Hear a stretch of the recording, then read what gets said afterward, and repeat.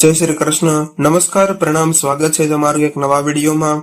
મિત્રો, આપણી આજની કહાની ગુજરાત રાજ્યના સૌરાષ્ટ્ર વિસ્તારના એક ગામડામાં બનેલી સત્ય ઘટના છે.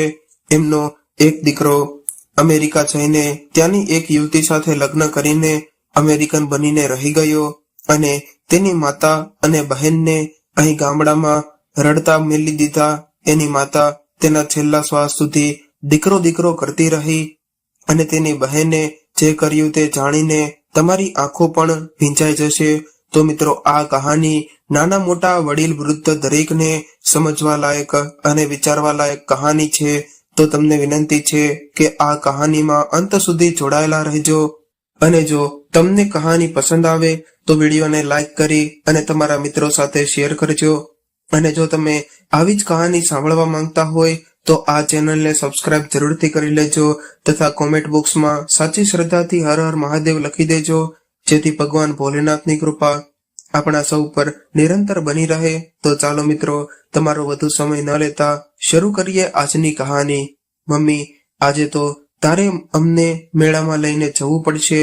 પોતાના પાડોશી રંભાબેનના ઘરેથી રસોઈ કામ કરીને પરત ફરેલી પોતાની મમ્મી વિમળા બહેનને જોતા જ મુકેશ અને માધવીએ પોતાની મમ્મીને સાડીનો પાલો પકડી લીધો અને મેળામાં લઈ જવાની જીદ કરવા લાગ્યા. ત્યારે પોતાનું માથું મોઢું ધોઈને વિમળા બહેને પોતાના બંને વહાલ સોયા સંતાનોને પોતાના આલિંગનમાં લઈને ખૂબ જ વહાલ કરતા કહ્યું કે આજ તો હું તમને બંનેને મેળામાં લઈને જઈશ, એટલે જ તે તો હું આજે રંભાબેનના ઘરેથી જલ્દી રસોઈનું કામ પતાવીને આવી ગઈ છું. ચાલો ચાલો, તૈયાર થઈ જાઓ ફટાફટ. ત્યારે મુકેશ અને માધવી હરખમાં ને હરખમાં પોતાના માટે લાવી આપેલા નવા કપડાં પહેરવા માટે રૂમમાં દોડી ગયા. અને મુકેશ, આમ તો તારે જ મમ્મીને તારી સાથે અમેરિકા લઈ જવું જોઈએ. તારા અને મારી અમેરિકન પત્ની પિંકીના વિઝા તૈયાર થઈ ગયા, પણ મમ્મીના વિઝામાં રૂકાવટ આવી રહી છે. આવું વારે વારે કેમ થઈ રહ્યું છે એ મને સમજાતું નથી. માધવીએ એરપોર્ટમાં પ્રવેશતા જ પોતાના ભાઈ મુકેશને સવાલ કરવા માંડી. માધવી પોતાના પતિ રાહુલ અને તેના દીકરા સાથે પોતાનો ભાઈ મુકેશ અમેરિકા જતો રહ્યો એટલે મળવા માટે એરપોર્ટ પહોંચી. અને મુકેશ હવે અમેરિકા પોતાની પત્ની પિંકીના પિતાની કંપનીમાં પાર્ટનર બની ગયેલો અને તેની બહેન માધવી પણ કમ્પ્યુટર એન્જિનિયરિંગ બની અને પોતાના પિતાની માફક જ એક સારી નોકરી અને હોદ્દા ઉપર સ્થિત હતી. અને બધા વાતો કરી રહ્યા હતા કે ત્યાં મુકેશની પાછળ થાંભલો થઈને ઉભેલી પોતાની મમ્મીને જોઈને માધવી સમજી ગઈ કે ભાઈ ઈરાદાપૂર્વક મમ્મીને પોતાની સાથે અમેરિકા લઈ જવા નથી માંગતો, છતાં એકવાર ફરી પ્રયત્ન કરવામાં મનથી કરગરતા સ્વરે પોતાના દીકરા મુકેશને કીધું કે બેટા, આજે તો તારે મને અમેરિકા તારી સાથે લઈ જવાની છે.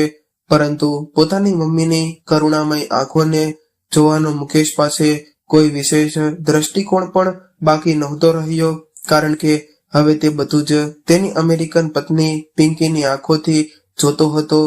આખરે ઘણી બધી વાટાઘાટોને અંતે ભારે હૃદય સાથે મુકેશને અમેરિકા જવા માટે વિદાય આપી પછી માધવી પોતાની મમ્મીને પોતાના ઘરે રહેવા લઈ આવી, જે માધવીના પતિ રાહુલને અને તેના ટીન એજર દીકરા પિયુષને જરાય નહોતું ગમ્યું. પરંતુ તે સમયે માધવીએ મનોમન પોતાની વૃદ્ધ માને સાચવવાનો દ્રઢ નિર્ધાર કરી લીધેલો. એક દિવસ સવારમાં ઉદાસ થઈને બેઠેલી પોતાની માતાને આશ્વાસન આપતા માધવીએ એટલું જ કહ્યું કે મમ્મી, તું જરાય મૂંઝાઈશ નહીં, હું હંમેશા તારી પડખે છું. પોતાના પ્રાણથી વિશેષ એવા પોતાના દીકરા મુકેશના અમેરિકા જવાની ભાંગી પડેલી વિમળા બહેને રડતા રડતા પોતાની દીકરી માધવીને કહ્યું, માધવી, તને યાદ છે કે એ દિવસ જ્યારે હું રંભા બહેનનું રસોડાનું કામ પતાવીને તને અને મુકેશને મેળામાં લઈ ગઈ હતી, ત્યારે મેં કરકસર કરીને એટલા પૈસા જોડી લીધેલા હતા કે જેથી મુકેશ જે પણ ચકડોળમાં બેસવાનું કહેતો તો હું એને બેસાડતી. ત્યારે એણે મોટા ચકડોળમાં બેસવાની એટલી બધી જીદ કરેલી કે મારો હાથ છોડાવીને તે ચકડોળમાં બેસવાએ ભાગ્યો અને મેળાની ભીડમાં એ ખોવાઈ ગયો. હા માં, મને યાદ છે કે માધવીએ ગળગળા સ્વરે કહ્યું, મુકેશ, જ્યારે મેળામાં ખોવાઈ ગયો ત્યારે મારો જીવ એટલો અદ્ધર થઈ ગયો હતો કે જાણે પ્રાણ વગરનું શરીર લઈને હું તને મારી કાંખમાં લઈને રઘવાઈ બનીને આમ તેમ દોડતી રહેતી અને ખૂબ શોધખોળ કર્યા બાદ આખરે એ મળ્યો અને પોતાના ભૂતકાળને વાગોળતા વિમળા બહેન બોલી રહ્યા હતા કે હા માં, એ સમયે મેં જરાય નહોતું વિચાર્યું કે મુકેશ ક્યારેય ઈરાદાપૂર્વક તારો હાથ પણ છોડાવી લે છે અને વિદેશ જતો રહેશે. પણ જે થયું, મજધારે એકલું છોડે ત્યારે જ તો આપણે આપણા હલેસા મારવાના જોમથી વાકેફ થયા હોઈએ છીએ ને ગમે તેવું ઝાંઝવું લાગે તો પણ જીવનમાં કોઈ પણ રીતે તરવું તો પડશે જ ને. હું છું ને મમ્મી તારી સાથે લાઠી નહીં તો સહી મને તારું હલેસું સમજી લે.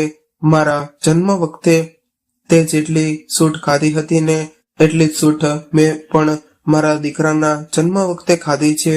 હો મમ્મી, હવે તો અવસર આવ્યો છે કે હું તારું હલેસું બનીને તારી મતધારે અટવાયેલી નાવને પેલે પાર લઈ જવા માટે નિમિત્ત બની શકું. આવા નિમિત્ત બની જવાના સૌભાગ્યને હું બિલકુલ છોડીશ નહીં. માધવીએ પોતાની નિર્જીવ બનેલી બેઠેલી માના મનમાં નવી ઉર્જા સંચારિત કરતા કહ્યું કે હતાશ થયેલી આંખોમાં જાણે આશાનું કિરણ દેખાયું હોય એમ પોતાની દીકરી માધવીને તે ભેટી પડી. પરંતુ માધવીની કસોટીનો સમય તો હવે શરૂ થવાનો હતો. બીજા દિવસે સવારે જ્યારે બધા નાસ્તો કરવા માટે ડાઇનિંગ ટેબલ પર બેઠા ત્યારે સાડીને બદલે ડ્રેસ પહેરીને આવેલી પોતાની મમ્મીને જોતા જ માધવીને થોડું અડચણ થયું. તેને વધારે અચરજ તો ત્યારે થયું કે જ્યારે એણે તેની મમ્મીને અંબોડાની બદલે બે ચોટલામાં જોઈ અને માધવીના પતિ અને દીકરાને તો આ બધું અશક્ય લાગ્યું. હવે માધવીને બરોબર વિસ્મય થયું કે મમ્મી કેમ વળી આજે આમ તૈયાર થઈને આવી હશે. પછી બધા નાસ્તો કરવા બેઠા ત્યારે વિમળાબેન ચા અને પરોઠા ખાઈ પોતાના રૂમમાં જઈ રહ્યા હતા અને રાહુલ પણ ઓફિસ માટે રવાના થયો અને પિયુષ કોલેજ માટે રવાના થયો. માધવીએ મમ્મી માટે આજે એક દિવસની છુટ્ટી લીધેલી હતી એટલે એ બધું કામ આપોટી શાંતિથી નાસ્તો કરવા બેઠી અને થોડી વાર થઈ ત્યાં તેની મમ્મી તેની પાસે આવી અને ડાઇનિંગ ટેબલ પર બેસતા કહ્યું કે ચાલ નાસ્તો કરી લઈશ. તે નાસ્તો કર્યો બેટા કે આપણે સાથે જ કરીશું? આ સાંભળીને માધવીને ફરી અચરજ થયું કે મમ્મી, અમારી મમ્મીએ હમણાં જ તો નાસ્તો કર્યો છે, કદાચ ફરી ભૂખ લાગી હશે. માધવીએ મનોમન બગડી હશે, કઈ વાંધો નહીં. અને તે બંનેએ ફરીવાર નાસ્તો કર્યો. નાસ્તો કર્યા પછી માધવી તેની મમ્મીને લઈને બજારમાં ગઈ અને ગિફ્ટમાં પ્રવેશતા જ પાર્કિંગના બદલે એક નંબરનું બટન દબાવ્યું અને લિફ્ટ પહેલા માળે ઊભી રહી અને માધવીને ફરી અજુગતું લાગ્યું. ગળમથળમાં એ સીડીઓ ઉતરી ગઈ અને ત્યાં તો તેને સામા સવિતા કાકી દેખાયા. સવિતા કાકી એટલે માધવીના મમ્મીની સૌથી જૂની બહેન પણી અને માધવીના મમ્મી જે ઘરે રસોઈ કામ કરવા જતા હતા ત્યાં બાજુના ઘરે જ સવિતા કાકી પણ કામ અર્થે આવતા. ત્યાં જ પાંગરેલી એની મિત્રતા સવિતા કાકી અને વિમળા બહેન માટે ઘણી ખાસ હતી રહી અને સવિતા કાકીને વિમળા બહેનની ના દુરુસ્તી તબિયતના ખબર મળેલા એટલે એ વિશેષ રૂપે મમ્મીને મળવા આવેલા. પણ આ બધી વાતો વચ્ચે કંઈક એવી ઘટના બની રહી હતી કે એ હતી કે માધવીના મમ્મી સવિતા કાકી સામે નજર સુધા નહોતા માંડતા. ઉલટું એમનો રસ એમણે પહેરેલા ડ્રેસના દુપટ્ટાને સરખો કરવામાં વધારે રહેતો હતો.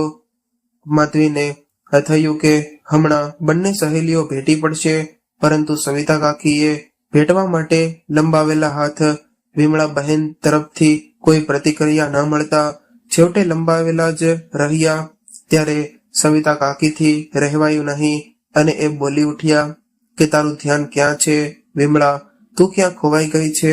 હું તારી સવિતા તને મળવા આવી છું, જો તો ખરી જરા. એની આ વાત સાંભળીને પણ વિમળા બહેન જાણે કઈ પથ્થરની મૂર્તિ હોય તેમ સ્થિરપણે ઊભી રહી હતી. તેથી માધવીને લાગ્યું કે જાણે તેની મમ્મી કોઈ ગડમથલમાં અટવાયેલી હતી. પણ પછી થોડો ઘણો વિચાર કરીને વિમળા બહેન બોલ્યા કે સવિતા પણ કોણ? સવિતા? વિમળા બહેનના મોઢેથી આ સાંભળતા જ માધવી અને સવિતા કાકી બંનેની આંખો પહોળી થઈ ગઈ અને સવિતા કાકીથી તો ડૂચકું ભરાઈ ગયું અને માધવી અચંબિત થઈને પોતાની મમ્મીને જોઈ રહેતી હતી અને તેને ફાળ પડી આજે મમ્મીને શું થયું છે કે કેમ આવી રીતે વર્તન કરે છે. પછી સવિતા કાકીને પોતાની બાજુમાં બોલાવીને માધવી એટલું જ કહી શકી કે સવિતા કાકી, મારી મમ્મીની તબિયત વધારે ઠીક નથી લાગતી, કદાચ તાવ તેના મગજ પર ચડી ગયો હશે એટલે એમને તમારી ઓળખાણ નથી થઈ રહી. ત્યારે સવિતા કાકીને માધવીની વાત ગળે નહોતી ઉતરતી, પણ એમણે ત્યારે પોતાનું મન મનાવ્યું અને માધવીને જય શ્રી કૃષ્ણ કહીને તે ભારે હૃદયે ત્યાંથી રવાના થયા અને પોતાની આટલી નિકટની મિત્રને આવી સ્થિતિ જોઈને એમણે મનમાં ઘણો અજંપો અનુભવ્યો. સવિતા કાકીને વળાવીને ત્યાર પછી માધવી પોતાની મમ્મીને કારમાં બેસાડી માર્કેટ જવા સાથે સાથે જ નીકળી અને માધવીએ કાર ડ્રાઇવિંગ કરતા કરતા મ્યુઝિક પ્લેયર શરૂ કર્યું. સંગીત રહેલા લાગ્યું. જેવું કે સંગીત શરૂ થયું ત્યારે વિમળા બહેન એકદમ જ આનંદમાં આવી ગયા અને મ્યુઝિક પ્લેયરમાં ગીત ગુંજતું હતું.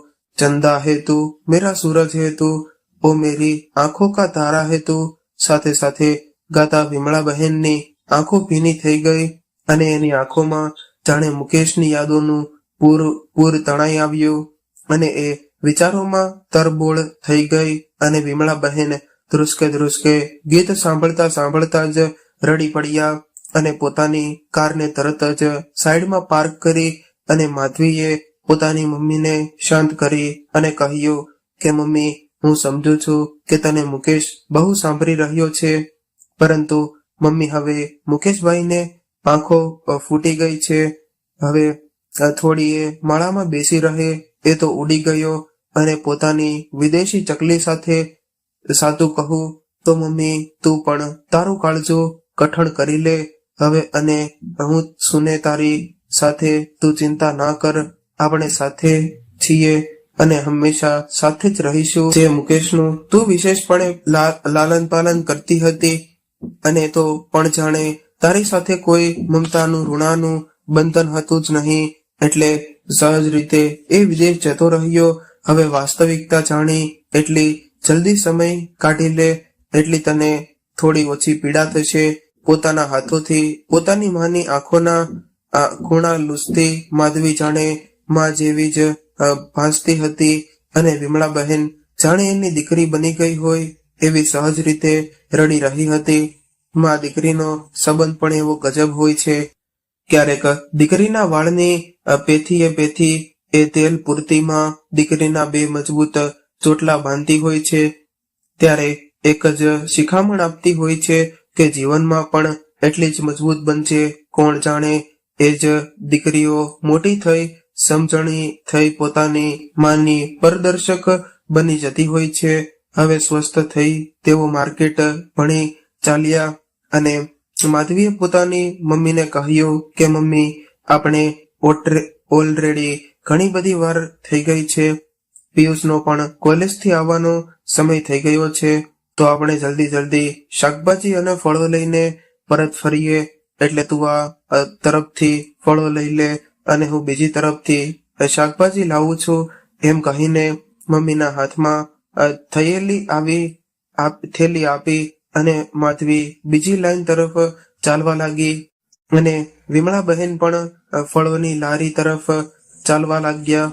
સફરજનની લારી દેખાતા જ તેણે 1 કિલો સફરજન ચોંકાવી લીધા અને બીજી લારી કેળાની અને સંતરાની દેખાતા જ એ પણ 1 કિલો ચોખાવી લીધા. સ્ટ્રોબેરી અને કીવી લીધા પછી પરત ફરતા એ સફરજનની લારીમાંથી બીજી વાર 1 કિલો સફરજન લીધા અને બધા ફળોના થેલા લઈને એ માધવી પાસે આવી પહોંચી અને માધવીએ પણ શાકભાજી લઈ લીધા હતા. તેઓ એકબીજા સાથે વાત કરતા હતા કે બંને એ શું શું લીધું. ત્યાં તો સફરજનની લારી વાળો ભાઈ દોડતો દોડતો આવ્યો અને કહ્યું કે બેન બા, આ તમારા મમ્મી છે? તો માધવીએ કહ્યું કે હા ભાઈ, કેમ, શું થયું? તો એ લારીવાળા ભાઈએ કહ્યું કે તમારા મમ્મી 2 વાર મારી પાસેથી સફરજન લઈ ગયા છે અને 2 કિલો સફરજનની સામે 3 કિલોના ભાવ ચૂકવીને ગયા છે. આ રહ્યા તમારા વધેલા પૈસા. એમ કહીને એ ભાઈ પૈસા માધવીના હાથમાં આપીને પોતાની લારી લઈ ચાલતો થયો. આખરે આ બધું થઈ રહ્યું છે. માધવી હવે અકળાઈને બોલી ઉઠી કે મમ્મી, આ શું કરી રહી છે તું? આજે આટલી બધી ગફલત કેમ થાય છે તારાથી? તબિયત તો ઠીક છે ને? પરંતુ એ સમયે વિમળા બહેન કશું જ સમજી નહોતા શક્યા કે આ એની સાથે આખરે આ બધું થઈ શું રહ્યું છે. એટલા બધા ગડબડ ગોટાળા થઈ કેમ રહ્યા છે. એ એટલું જ બોલી શકી કે માધવી બેટા, મને જરા સારું નથી લાગતું, મને ઘરે લઈ જા ને. મને ખૂબ જ બેચેની અને વ્યાકુળતા અનુભવાય છે, જાણે કોઈ ટ્રેન છૂટી રહી છે. તરત એવો આભાસ થયા કરે છે જાણે હમણાં જ મારી કોઈ ટ્રેન પાટા ઉપરથી ઉતરી જશે. સતત આવું અનુભવાય છે. આટલું બોલતા તો એમના કપાળ પર પરસેવાના ટીપા બાજી ગયા. આખરે કઈ ટ્રેનની મમ્મી વાત કરી રહી હતી એ વધારે માધવી પણ હવે ચકરાવે ચડી હતી. માધવી અને વિમળા બહેન શાકભાજી અને ફળો લઈને ઘરે પરત ફર્યા તો વિચારોમાં માધવી થાકને કારણે સીધી રૂમમાં જઈને સૂઈ ગઈ. અને સાંજે રાહુલ ઓફિસેથી ઘરે પાછો આવ્યો ત્યારે સાથે ચા પીતા જ માધવીએ રાહુલને મમ્મીની ગત દિવસોમાં થયેલી બધી ગડબડો વિશે સઘળી વાત કરી. રાહુલ પણ થોડી વાર તો આશ્ચર્યમાં પડી ગયો, પણ અચાનક જ એને કંઈક યાદ આવ્યું કે એણે માધવીને કહ્યું કે મને લાગે છે કે મમ્મીને પણ અલ્ઝાઇમરની બીમારી લાગુ પડી ગઈ છે, કારણ કે મારી ઓફિસમાં મારા એક કલીગ જે છેલ્લા 2 અઠવાડિયાથી રજા લીધી ત્યારે અમારી ઓફિસમાં એના વિશે ઘણી પૂછપરછ થયેલી. ત્યાર પછી મને જણાવેલ કે એમના પિતા અલ્ઝાઇમરની પીડિત છે. એ બધું જ ભૂલી રહ્યા છે અને એને કારણે એમનું કુટુંબ રોજબરોજની ઘટનાઓમાં પણ ખૂબ ખોરવાઈ રહ્યું છે. એટલે થોડો સમય માત્ર પોતાના પિતાની દેખરેખ માટે એણે રજાની અરજી કરી દીધી હતી. માધવી તો આ વાત સાંભળીને ઘણીવાર થોભી ગઈ અને વિચારે ચડી ગઈ કે શું ખરેખર મમ્મી પણ આવી કોઈ સ્થિતિથી મૂંઝાઈ રહેશે? શું એને પણ આ ગરબડોથી સમજાતું નહીં હોય કે આખરે આ બધું કેમ બની રહ્યું છે?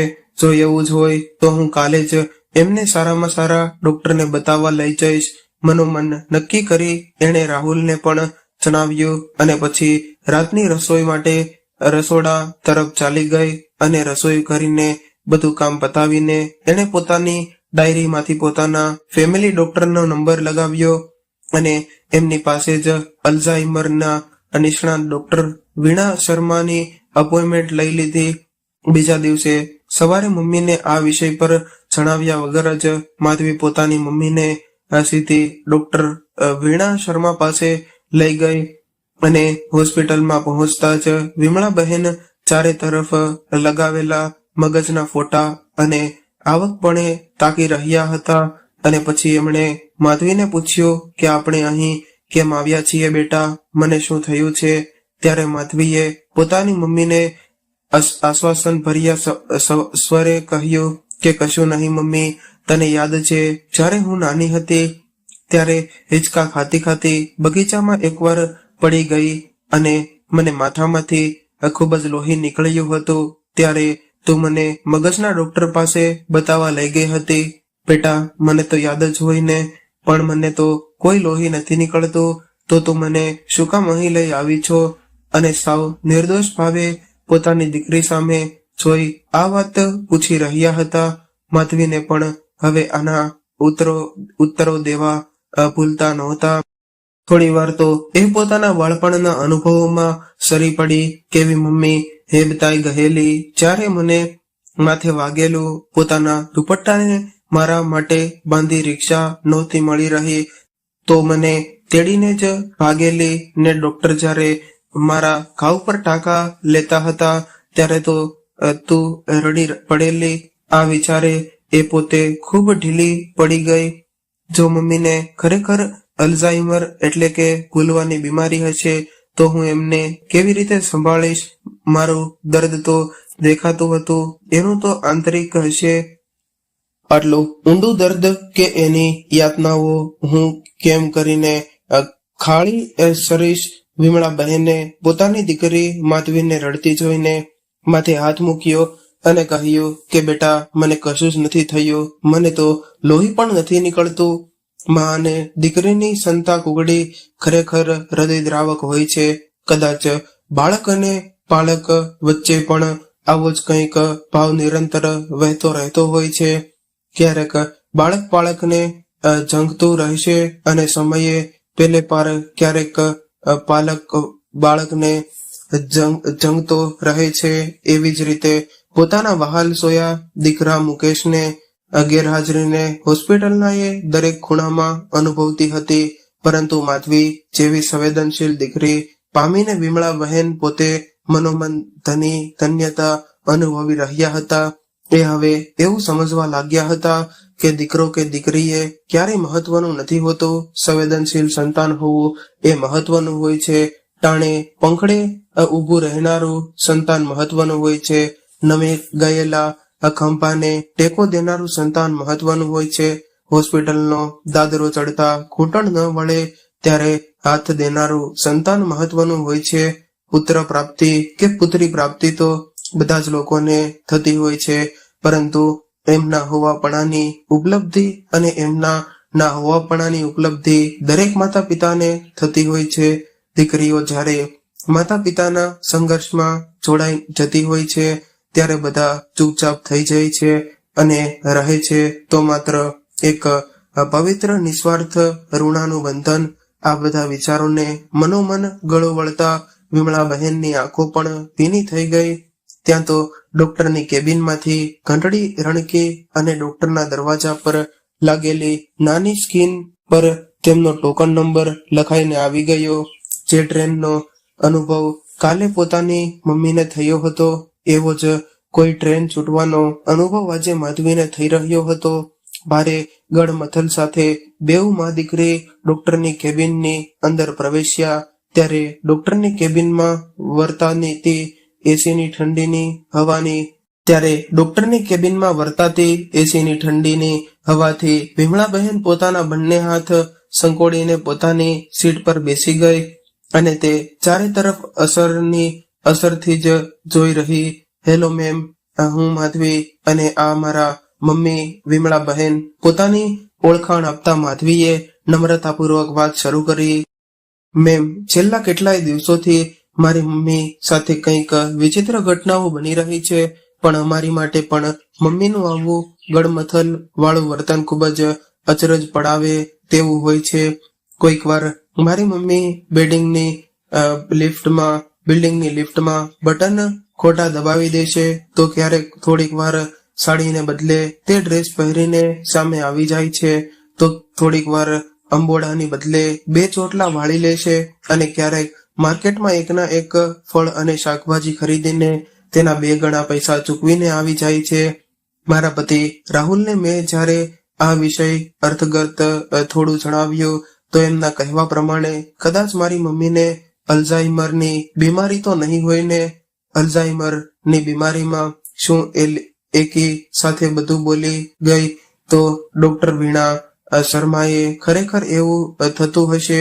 ડોક્ટર વીણા શર્માને માધવી આશ્વાસન ભર્યા સ્વરે માધવીને કહ્યું કે જુઓ માધવી બહેન, તમે ચિંતા ન કરશો.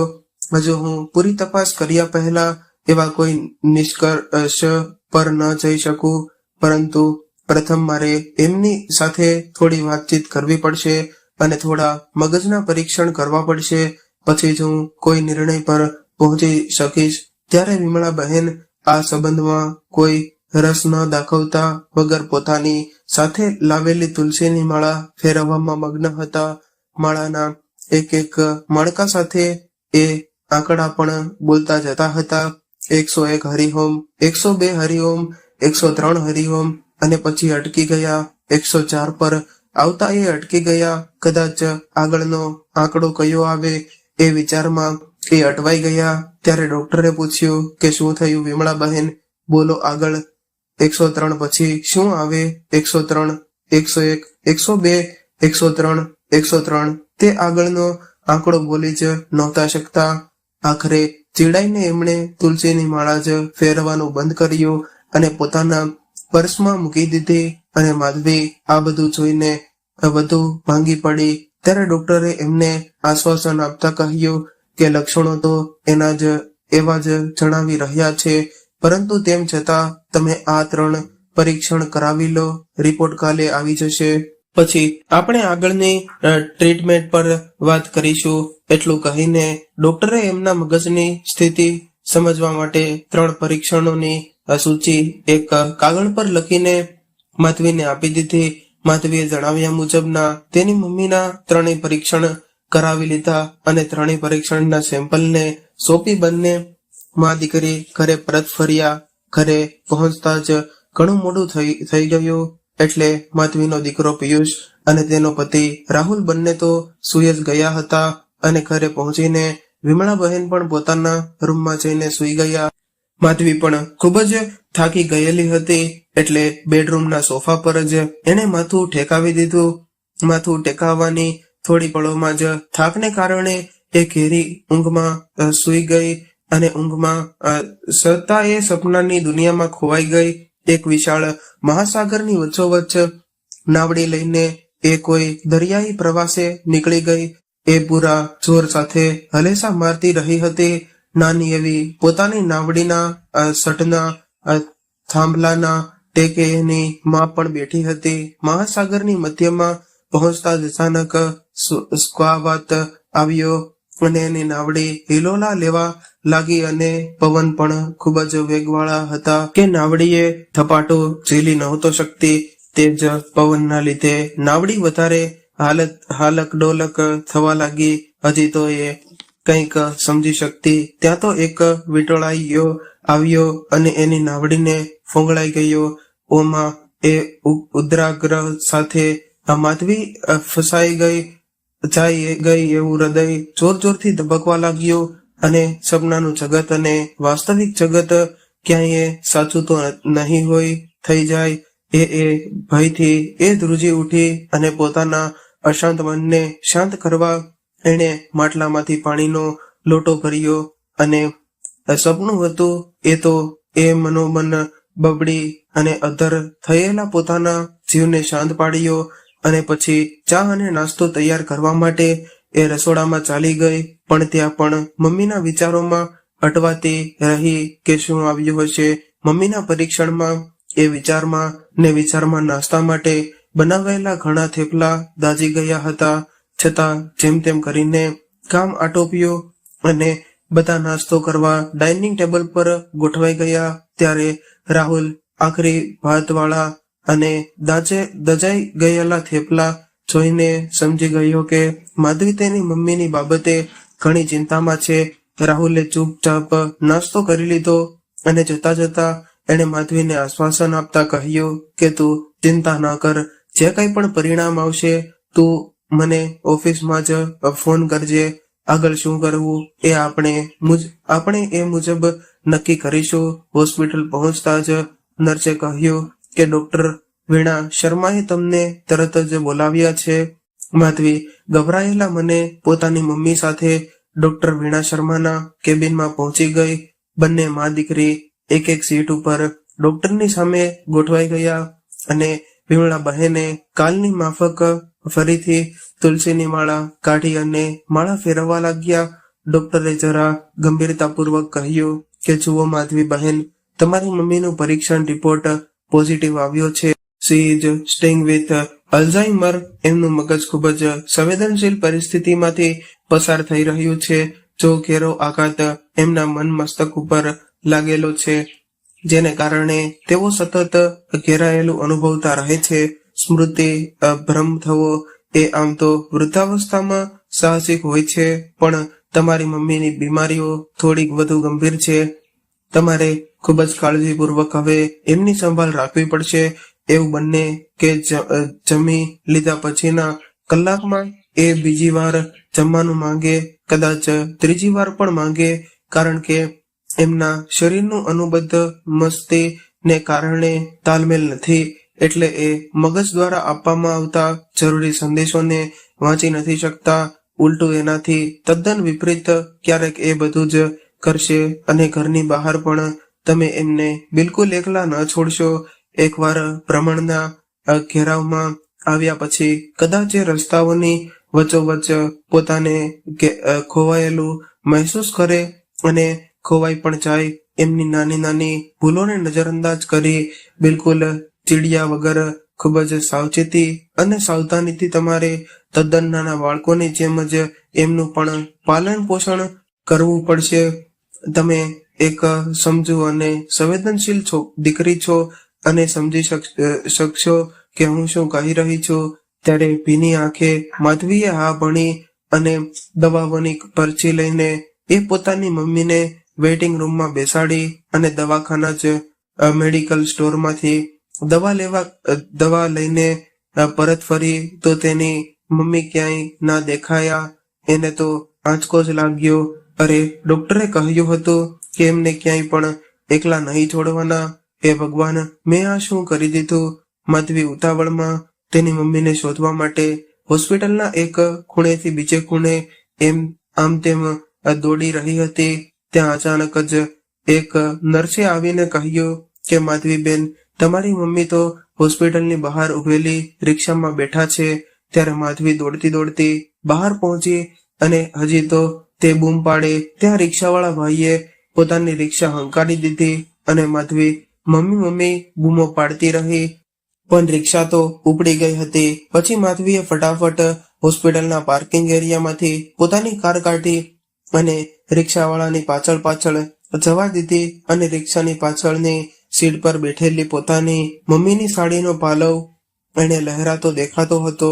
એ પાલવને આધારે એ પાછળ પાછળ કાર ચલાવતી રહી અને ઇન્ડિકેટર કરી રિક્ષાવાળાને સંકેત પણ આપતી રહી, પણ રિક્ષાવાળા ભાઈ સમજ્યા નહીં. આખરે 4 રસ્તા આવ્યા અને સિગ્નલ પર સ્ટોપનું સિગ્નલ આવતા ફટાફટ કારમાંથી ઉતરી એણે રિક્ષાવાળા ભાઈ સાથે ઝટપટ બધી વાત કરી અને પોતાની મમ્મીને સમજાવી અને પોતાની કારમાં બેસાડી. કારમાં બેસતા જ વિમળાબહેને કહ્યું કે ક્યાં ગઈ હતી તું? માર્કેટમાં મને છોડીને. મને લાગ્યું કે તું ઘરે નીકળી ગઈ, એટલે પછી હું પણ રિક્ષા કરી અને ઘરે આવવા નીકળી ગઈ. માધવીએ તેની મમ્મીની સામે જોયું અને કહ્યું કે મમ્મી, શું તમે ખરેખર ખ્યાલ નથી કે આપણે માર્કેટની નહીં પરંતુ હોસ્પિટલથી ઘરે પરત ફરી રહ્યા છીએ? કઈ હોસ્પિટલ? આપણે હોસ્પિટલે કેમ ગયા હતા? ત્યારે માધવીને બધું જ સમજાઈ ગયું. બિલકુલ ચીડિયા વગર એણે તેની મમ્મી સામે જોયું અને મનોમન ભગવાનનો આભાર માન્યો કે કંઈ અનિષ્ટ થાય એ પહેલા મમ્મી હેમ ખેર અમારી પાસે પહોંચી ગઈ. હવે સાંજનું જમવાનું પતાવીને મમ્મીને દવા આપી. પિયુષ અને મમ્મીના સૂઈ ગયા બાદ માધવીએ બધી જ વાત વિગતે રાહુલને કરી. ત્યારે રાહુલે કહ્યું કે તું ચિંતા ન કર, આપણે મળીને મમ્મીને સાચવી લઈશું. તું એક કામ કર કે તારી નોકરીમાંથી હાલતું પૂરતું ડિઝાઇન કરી દે અને મમ્મીની સારવાર પર જ હમણાં તું ધ્યાન આપ. અત્યારે તેણે કહ્યું કે હા, મારે હાલ કોઈ નોકરી કરવી નથી. મમ્મીનું ધ્યાન રાખવા સિવાય મારી આમ પણ બીજી કોઈ પણ પ્રાથમિકતા નથી. પરંતુ રાહુલ, જે પ્રોજેક્ટ મારી કંપનીએ આ વર્ષે લીધેલો એનો છેલ્લો સેમિનાર મારે જ એટેન્ડ કરવો હતો. એટલે મારા બોસના ખૂબ જ ફોન આવ્યા કરે છે. 5 દિવસ માટે મારે ઓફિસ જવું જ પડશે અને 5 દિવસ ઓફિસ રહી બધું જ કામ કરી લઈશ. રાહુલ થોડી વાર વિચારતો રહ્યો. ત્યારે માધવીએ પણ થયું કે ખબર નહીં રાહુલ કેવો પ્રતિભાવ આપશે. પછી રાહુલે કહ્યું કે સારું, તું એમ કર કે તું 5 દિવસ માટે ઓફિસે જતી રહે, તારું બધું જ કામ પતાવી દે. હું 5 દિવસની છુટ્ટી લઈને મમ્મી પાસે રહીશ અને એમનું ધ્યાન રાખીશ. તું ચિંતા થઈ જા. અને માધવીએ રાહુલના આવા જવાબથી રાહતનો ઊંડો શ્વાસ લીધો અને બીજા દિવસે તેની મમ્મીને બધું સમજાવીને માધવી ઓફિસ જવા માટે રવાના થઈ ગઈ. હવે આ બાજુ રાહુલ ખૂબ જ કાળજીપૂર્વક થોડી વારે માધવીની મમ્મીને જોવા તેના રૂમમાં આંટો મારી આવતો અને એમને ભરતકામની પ્રવૃત્તિમાં ડૂબેલા જોઈને એ પણ નિશ્ચિંતપણે પોતાનું કામ બેઠક રૂમમાં બેસીને કરતો. અને લંચનો સમય થયો એટલે એણે મમ્મીને બોલાવ્યા અને સાથે જ લંચ કર્યો. લંચ કરીને વિમળા બહેન ફરી તેમના રૂમમાં જતા રહ્યા. ત્યારે રાહુલ દવા લઈને મમ્મીની પાસે પહોંચ્યો, પણ ત્યારે વિમળા બહેન પોતાની આંખો વીસીને સૂતેલા હતા. ખસખસાતા હાથે રાહુલે મમ્મીજીના માથા પર હાથ ફેરવ્યો અને કહ્યું કે મમ્મીજી, આ દવા લઈને સૂઈ જાઓ. ત્યારે તેમણે આંખો ખોલીને જોયું અને કહ્યું કે અરે મુકેશ, મારા દીકરા, તું આવ્યો છે અને એ પણ મને દવા દેવા માટે. એમ કરી રાહુલના ગાલ પર હાથ ફેરવી એના માથાને મમતાભર્યું આલિંગન આપ્યું. રાહુલ માધવીની મમ્મીનું કરુણામય અવસ્થાને ખૂબ જ નજીકથી અનુભવી રહ્યો હતો. આમ તો એ માધવી સાથે મમ્મીની બધી જ વાતો કરતો, પણ આજે જ્યારે માધવીની મમ્મીએ એને મુકેશ સમજીને પોતાને આલિંગન આપ્યું ત્યારે એ ચૂપ થઈ ગયો. હા માં, હું મુકેશ છું, માત્ર એટલું કહીને એ દવા આપીને રૂમમાંથી નીકળી ગયો. આખો દિવસ વીતી ગયો. માધવી પણ એની ઓફિસેથી ઘરે આવી ગઈ. ત્યારે રાહુલે દિવસ દરમિયાન બનેલી બધી જ ઘટનાઓ માધવીને વિગતે કહી. આમ જ 4 દિવસ પસાર થઈ ગયા. આજે માધવીનો ઓફિસનો છેલ્લો દિવસ હતો.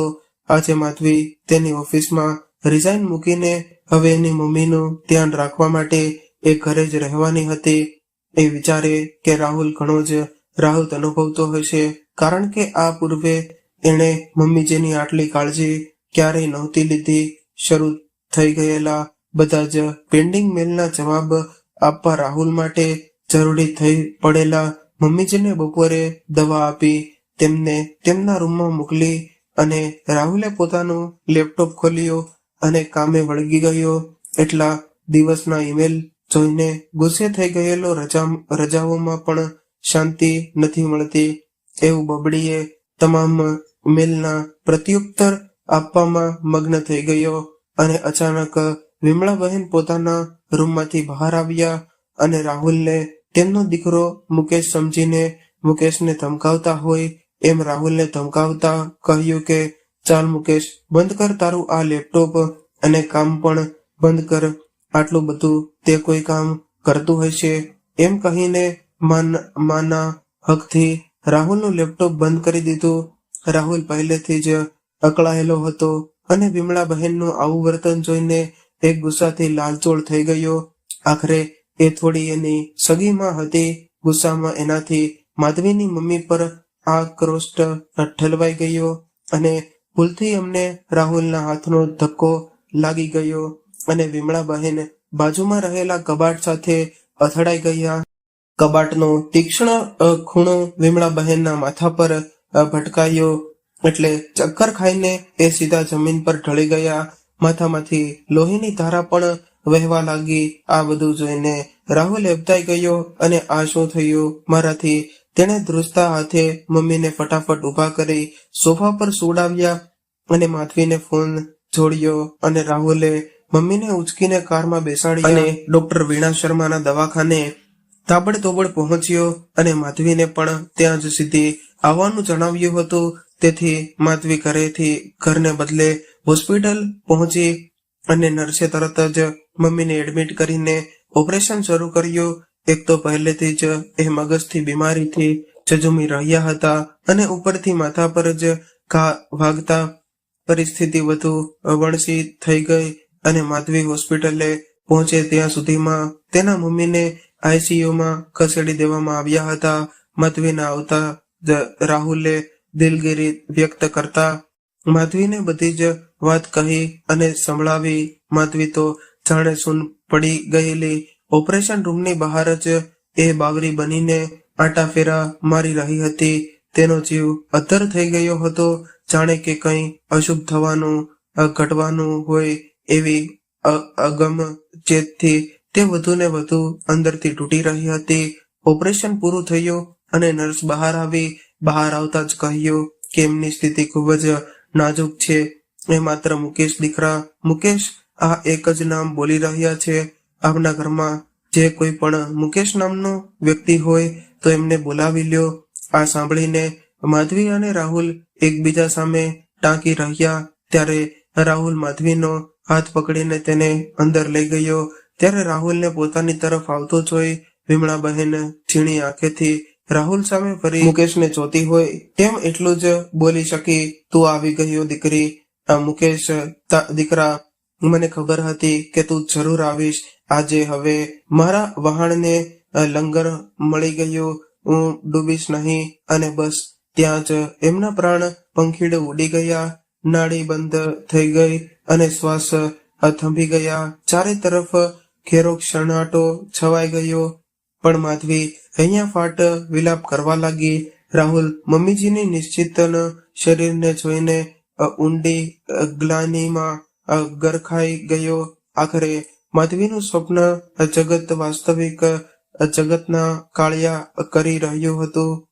વિમળા બહેનની નાવડી ઝાંઝવવાના મધ્ય દરિયે ડૂબી રાહુલ મહિનાઓ સુધી ગ્લાનીમય રહ્યો અને મમ્મીના અંતિમ દિવસોમાં પોતાનો ભાઈ મુકેશ મમ્મી સાથે નહોતો, પણ અન્ય પરિવારજનોના કહેવાથી માધવીએ મુકેશને તેની મમ્મીના દુઃખદ મૃત્યુ અને અસ્વસ્થ સર્જનના પ્રસંગે હાજર રહેવા તાકીદ કરી કે જે જગ્યાએ મુકેશે તેની મમ્મીને નોંધારા કરી વિદેશની લાંબી વાટ પકડેલી એ જ જગ્યાએ એરપોર્ટ પર માધવીએ મુકેશને જોયો અને જોતા વેત જ તેણે મુકેશના ગાલ પર સણસણતો તમાચો મારી અને પોતાની આક્રોશ ઢાળવ્યો.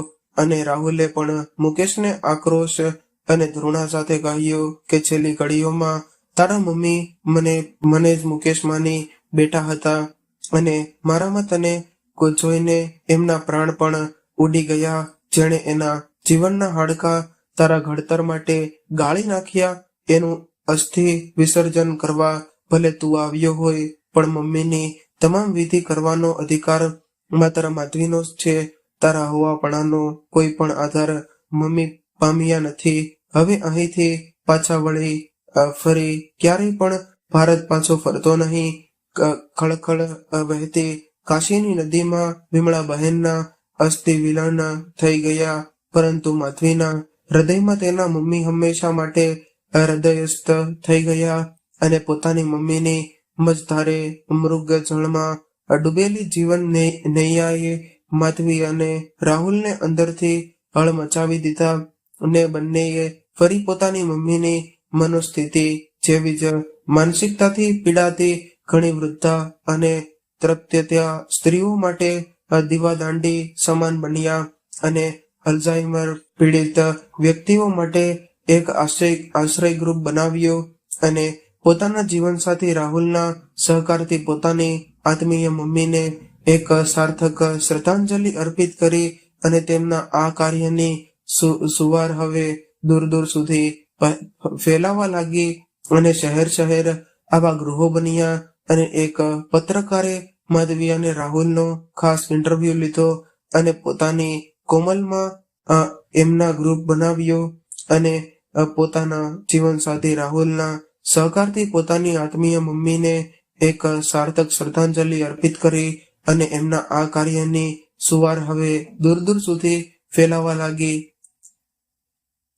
શહેર શહેર આવા ગૃહો બન્યા. એક પત્રકારે માધવી અને રાહુલનો ખાસ ઇન્ટરવ્યુ લીધો અને પોતાની કોમલમાં એમના કાર્યની પ્રશંસા કરી અને કોમલનું શીર્ષક હતું ઝાંઝવવામાં ઝળકે એક દીવા દાંડી. તો મિત્રો, આજની કહાની કેવી લાગી કોમેન્ટ બોક્સમાં જરૂરથી જણાવજો. જો કહાની પસંદ આવી હોય તો વિડીયોને લાઈક કરીને તમારા મિત્રો સાથે શેર કરજો. અને તમે આવી જ કહાની સાંભળવા માંગતા હોય તો આ ચેનલને સબસ્ક્રાઇબ જરૂરથી કરી લેજો, જેથી અમારા આવનારા નવા વિડીયોની માહિતી તમને સૌથી પહેલા પહોંચે. તો મિત્રો, ફરી મળીશું એક નવી વાર્તા સાથે. ત્યાં સુધી સૌને મારા જય શ્રી કૃષ્ણ. હર હર મહાદેવ. કહાનીને અંત સુધી સાંભળવા માટે તમારો ખૂબ ખૂબ આભાર.